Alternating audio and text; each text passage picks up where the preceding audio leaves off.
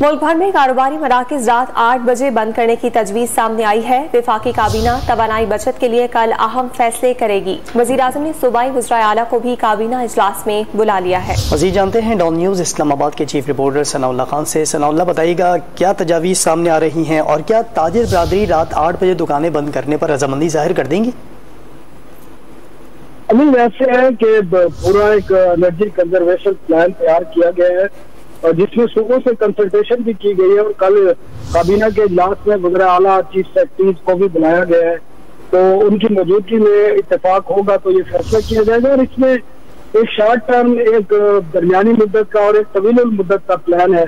Short term में जो फौरी तौर पर काम करने हैं उसमें जितने भी मुल्क भर में कारोबारी मराकज़ हैं वो 8 बजे की तजवीज़ तैयार की गई है। पहले ये 7 बजे भी थी, लेकिन सूबों से कंसल्टेशन करने के बाद ये 8 बजे की तजवीज़ की गई है और इसमें बताया गया है कि इससे काफी बिजली की बचत होगी और वो जो इम्पोर्टेड फ्यूल पर चलते हैं जिनसे महंगी बिजली पैदा होती है उनको मरहलावार बंद करने में मदद मिलेगी और जो बिजली बचत होगी उससे इस किस्म के जो पावर प्लांट्स हैं जिनसे महंगी बिजली पैदा होती है उनको बंद किया जाएगा।